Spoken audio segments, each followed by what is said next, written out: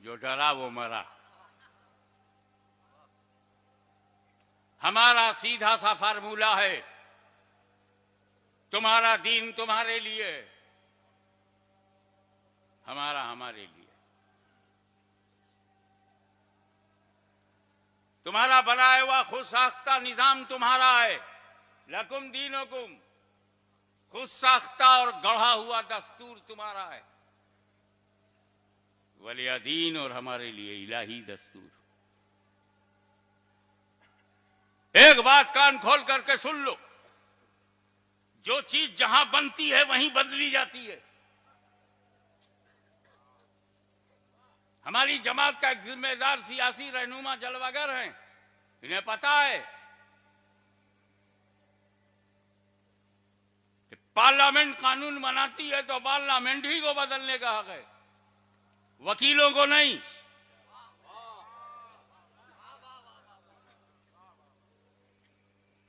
भारतीय संविधान में संशोधन का हक आपको है, क्योंकि ये आप ही ने बनाया, हमने बनाया, हमें हक है। लेकिन कुरान और हदीस से बनी हुई शरीयत यह अरब की जमीन पर बनाया हुआ दीन नहीं है, यह आसमानी दीन है, यह इलाही दीन है, यह मुस्तफा का दीन है, नबी ने दिया है। नबी से कहो वो बदले, तुमने बनाया नहीं, बदलने का हक कहां से आ गया? जब हम 125 करोड़ होकर ईरान का कानून नहीं बदल सकते, अफगानिस्तान का कानून नहीं बदल सकते, अरे पड़ोसी पाकिस्तान का कानून नहीं बदल सकते, कुरान का कौन बदलने देगा? न तुम्हारा पड़ोसी है, न तुम्हारा बनाया हुआ है, न तुम्हारा नेबर है, न कुरान घुस के कहीं स्ट्राइक करता है और न अपने ऊपर किसी स्ट्राइक को बर्दाश्त करता है। आपस में पड़ोसियों में करते रहो, नो प्रॉब्लम। पब्लिक की डिमांड है, मेरा मानना है कश्मीर हमारे देश का अटूट अंग है, ये मेरा मानना है। लेकिन मैं पब्लिक की ओपिनियन की बात जो तुम लेके चल रहे हो, कश्मीरियों की भी ओपिनियन ले लो। वाह वाह वाह वाह वाह, नानी मरती है ओपिनियन लेने में। तुम हमसे रायशुमारी करवाते हो, जम्मू कश्मीर में क्यों नहीं करवाते? हिम्मत है तो श्रीनगर में ला कमीशन भेजे। आजाद रहना चाहते हो या हमारे साथ रहना चाहते हो? तब पता चल जाएगा कि राय लेना कितना भारी पड़ता है। जब हमने मान लिया कश्मीर हमारा है तो कोई रायशुमारी नहीं होगी। ऐसे ही शरीयत हमारी है, इसे कोई रायशुमारी नहीं होगी। नारे तकबीर, नारे रिसालत, गाज़ी-ए मिल्लत उर्से मखदूम अशरफ, तहफ़्फ़ुज़-ए शरीयत। भारतीय संविधान ने हमको जो धार्मिक स्वतंत्रता दी है, हर आदमी अपने विचारों में, अपने धर्म में, धर्म के पालन में स्वतंत्र है, आजाद है।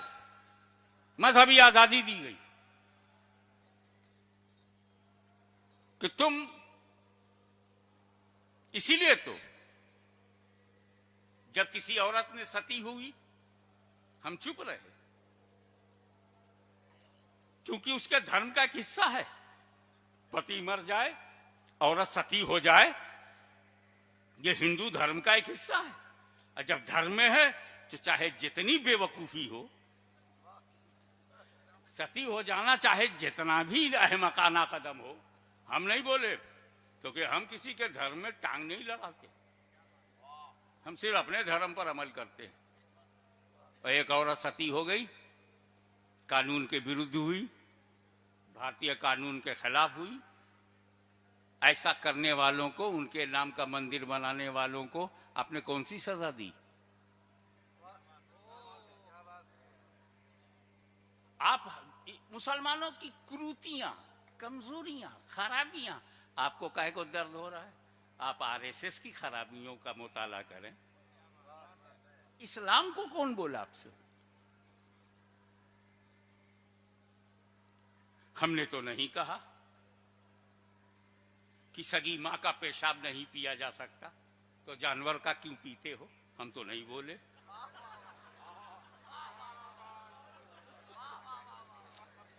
जिस मां के पेट से हमने जन्म लिया उसका मूत्र तो हम पीते नहीं। 2 टांग वाली अम्मा का हम पीते नहीं, और 4 टांग वाली अम्मा का हम क्यों पिए? तुम पीते हो, हम कुछ बोले नहीं।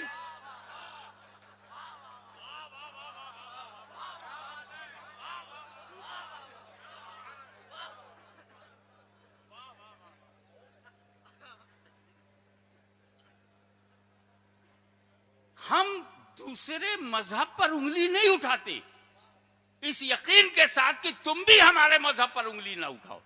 और कारण यह है कि हमारा दीन तुम्हारे लिए नहीं है, हमारा दीन हमारे लिए, तुम्हारा तुम्हारे लिए। हाउ मच फ्लेक्सिबल, कितना लचकदार हमारा मजहब है। तुमको भी जीने का हक देता है और जीने की बात करता है। तुम अपने मजहब पे कायम रहो, हम अपने मजहब पे कायम रहें। तुम सनातन पसंद करते हो, सनातन हो जाओ। तुम आर्या समाज पसंद करते हो, आर्या हो जाओ। सिख पसंद करते हो, सिख हो जाओ। अपने को कोई प्रॉब्लम नहीं। जो चाहो खाओ।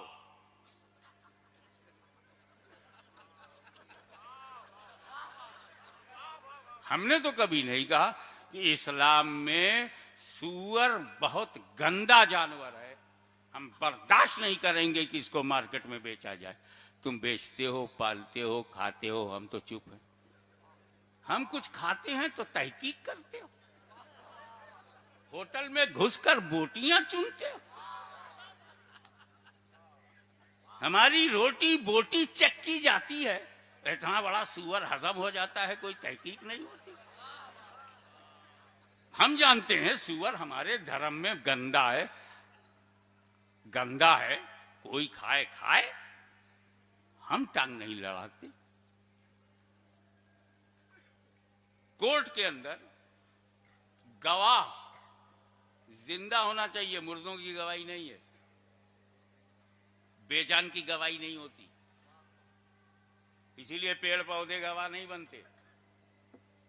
पानी है, हवा है, आग है, कोर्ट में आदमी चाहिए, जिंदा हो, मौजूद हो, आंख से देखा हो और बोल सकता हो या लिख सकता हो।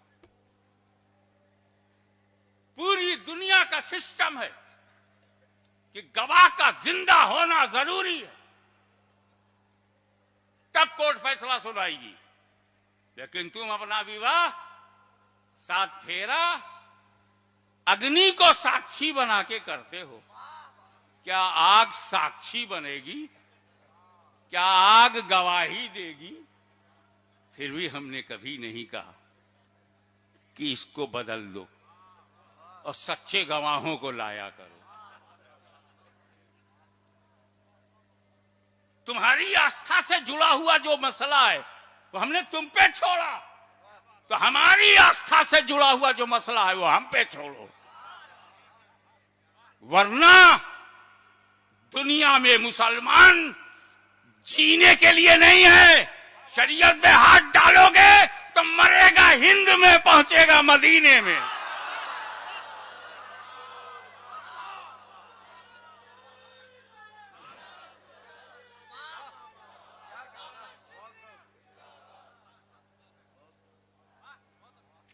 एक तरफ तुम ये कहते हो मुस्लिम पर्सनल लॉ, ये मुसलमानों का पर्सनल लॉ है, जाती लॉ है, उनका अपना है, तब काहे को टांग लड़ाते हो?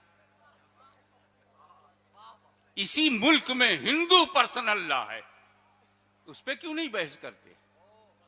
लॉ कमीशन से क्यों नहीं उनके बारे में बातें जाती? हिंदुओं बताओ, तुम्हारी औरतों के साथ जो अत्याचार हो रहा है वो हिंदू पर्सनल लॉ में कैसे परिवर्तन लाया जाए? सब खैरियत है। रही बात औरतों की,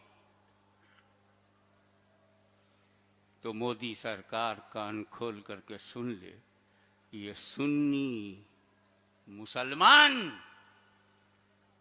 फितना फैलाने वाले मर्दों के आगे नहीं झुका। वो मर्द चाहे नजद का हो, चाहे सहारनपुर का हो, चाहे देवबंद का हो, चाहे नदवे का हो। अरे जब हम मर्दों से पंगा ले लेते हैं तो औरतें किस खेत की मूली है।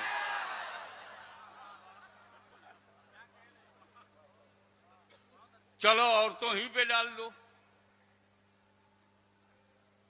औरतें अगर ये कहें कि मोदी जी रिजाइन करें, तो क्या औरतों की राय मान ली जाएगी?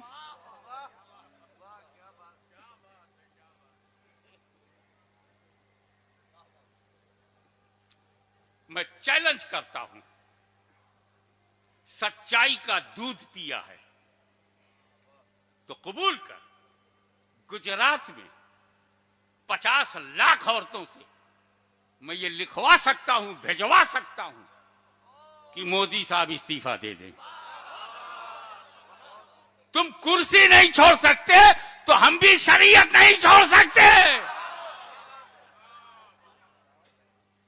उन औरतों को किस चीज से तकलीफ है? 3 तलाक से तकलीफ है या तिलाक से तकलीफ है? क्या 3 को 5 कर दिया जाए तो खुश हो जाएंगी? 24 कर दूं? प्रॉब्लम गिनती से नहीं है, समस्या गिनती से नहीं। 1 तिलाक, 2 तिलाक, 3 तिलाक, समस्या तिलाक से। तो हिम्मत हो तो पार्लियामेंट में प्रस्ताव लाओ कि भारत की धरती पर कोई किसी को अपनी बीवी को तिलाक नहीं दे सकता। जिस बीवी से कोई मतलब नहीं उसको तो तिलाक दे नहीं पाए।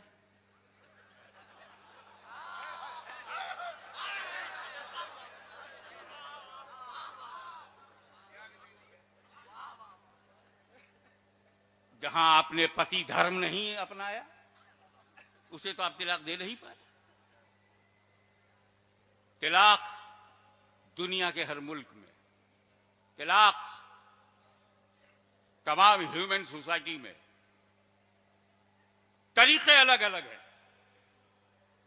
और तकलीफ तिलाकी से होगी, गिनती से नहीं।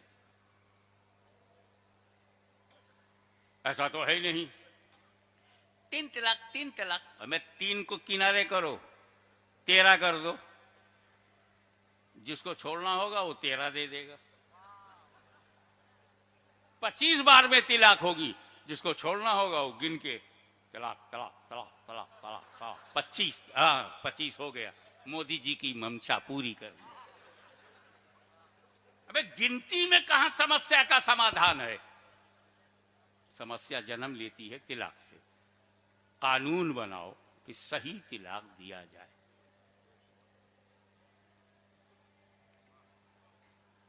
अब आप कहते हैं, देखिए हर मर्द को एक रिवॉल्वर है उसके हाथ में और उसमें 3 गोलियां हैं।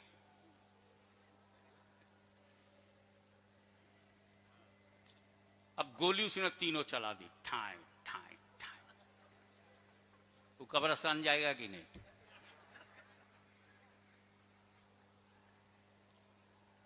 तो तिलाक एक गोली है, दूसरी गोली भी है, तीसरी है, फिनिश। पोस्टमार्टम के लायक नहीं, गोली चल गई।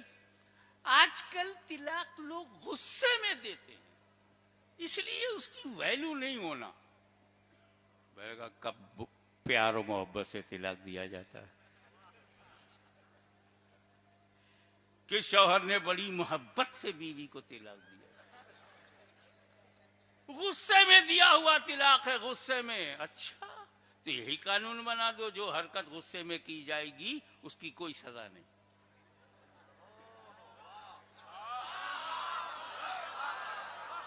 यही कानून बना दो कि गुस्से में जो काम किया जाएगा उसकी कोई सजा नहीं, फिर तो कोई दिखाई नहीं पड़ेगा।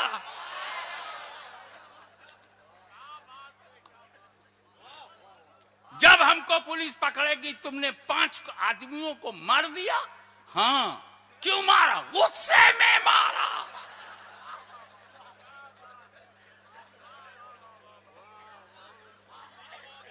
कानून में गुस्से की वैल्यू नहीं तो शरीयत में भी गुस्से की वैल्यू नहीं।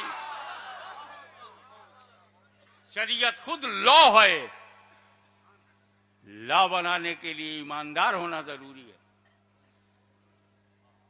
रही बात, आसानी बता दूं उन औरतों के लिए जिनको 3 तलाक या कोई तलाक पसंद नहीं, तो इस्लाम का दरवाजा खुला है, बाहर जाओ। इस्लाम उन औरतों से भी कहता है कि अगर शरीयत से तुम एडजस्ट नहीं हो रही हो तो बाहर जाके किसी और से एडजस्ट हो जाओ। कहां जबरदस्ती हमारे यहां? किसने इन औरतों से कहा है कि तुम उसी शरीयत को मानो? कुरान को मानेंगे और हदीस को मानेंगे और बाकी खबीस को मानेंगे। अरे भाई, इजमाए उम्मत, कानून बनाने के जितने तरीके पार्लियामेंट में हैं, पार्लियामेंट उसके बाहर नहीं जा सकती। तो इस्लामी शरीयत बनाने के जितने धरातल हैं, कानून हैं, पिलर हैं, शरीयत वाले उससे बाहर नहीं जा सकते।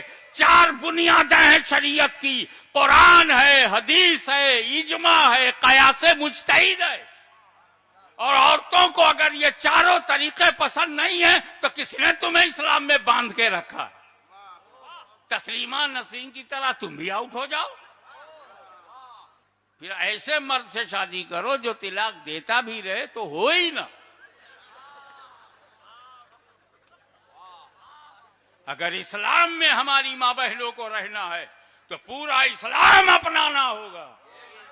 और अगर इस्लाम का कानून पसंद नहीं है तो इस्लाम जबरदस्ती नहीं करता। ला इकराहा फिद्दीन, नो प्रेशर इन रिलीजियन। और साफ बोलता है तुम्हारा दीन तुम्हारे लिए है, हमारा दीन हमारे लिए। तो इन औरतों को बांधता कौन है जो मुस्लिम पसरल्ला माने? जाओ, आउट हो जाओ। Civil code, common civil code, ये वो बहस है जो सिविल कोड अभी टेबल पर है ही नहीं। न पार्लियामेंट में कॉमन सिविल कोड आया, न कमेटी के सुपुर्द हुआ, और एक हंगामा common civil code, common civil code बना के देख। गवर्नमेंट को चैलेंज है कि हिम्मत है तो कॉमन सिविल कोड बना के दिखाओ।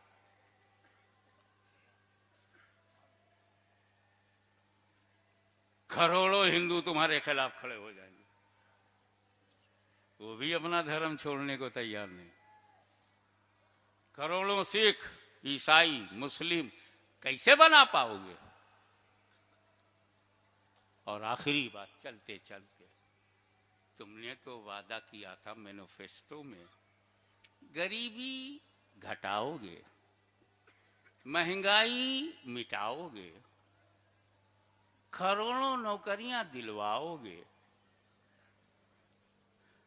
राम मंदिर बनाओगे और पब्लिक से बड़े खुल के कहा था 56 इंच का सीना दिखा के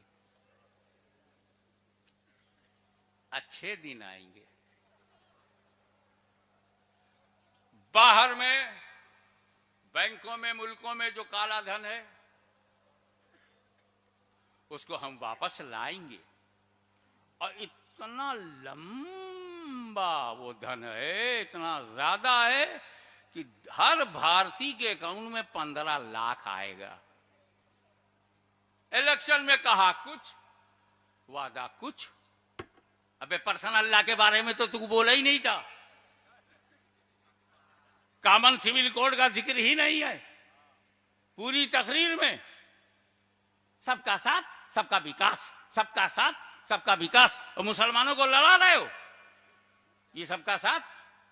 तो जो वादे उसने किए चूंकि वो पूरे नहीं करने हैं, तो आपकी तवज्जो को हटाने के लिए मुस्लिम पर्सनल लॉ का शोषा छोड़ा गया। तो उन बेवकूफों से कह दो हम मुद्दे से भटकने वाले नहीं हैं, तुम्हारा हिसाब बुलेट पर नहीं होगा, बैलेट पे होगा। तुम क्या समझते हो हम झांसे में आ जाएंगे? Divide and rule. अल्लाह का लाख लाख शुक्र है कि हमारे सरों पर चिश्तियत का साहिबान है, हमारा सरपरस्त ख्वाजा ख्वाजगान है, हम पर अल्लाह मेहरबान है। तभी तो गवर्नमेंट परेशान है।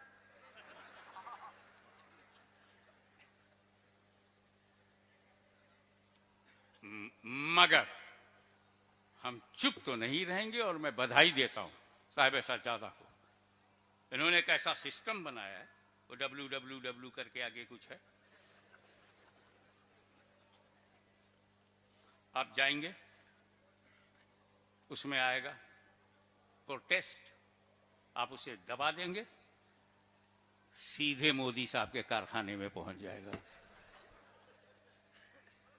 एक साहब सुप्रीम कोर्ट में गए मुस्लिम पर्सनल लॉ के बारे में फैसला लेने के लिए, ठीक है जाएं। ये लॉ कमीशन को किसने हक दे दिया कि मजहबी मामलात में दखल दे? लॉ कमीशन न कोई कोर्ट है, न कोई अदालत है, न कचहरी है। Law commission government of India का अपना डिपार्टमेंट है। इनकी हिम्मत है कि एक कमीशन भेज दे मोदी साहब की ससुराल भी, कि रिपोर्ट दो इन्होंने अपनी बीवी के साथ क्या रवैया रखा। Please don't interfere in Islamic law, because Islamic law is not personal and not made by Muslim. It is divine law and given by Rasulullah sallallahu alaihi wasallam. अल्लाह का कानून है, अल्लाह के रसूल ने दिया है,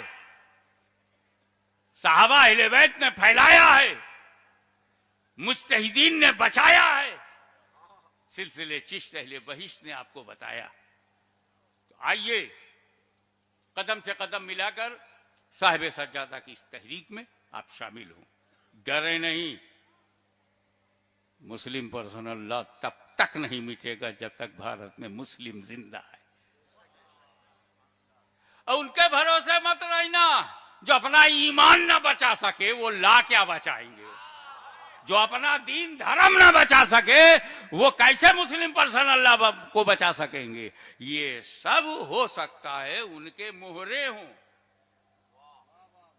तुम ऐसा चिल्लाओ, तुम ऐसा चिल्लाओ, और तो तुम इधर से बोलो, मर्दो तुम इधर से बोलो, लेकिन सवाद आजम जिंदा है, मखदूम का दरबार जिंदा है, सिलसिले कादिरिया, चिश्तिया, सोहरवर्दिया, नक्शबंदिया का फैजान जिंदा है, हमारा ईमान जिंदा है।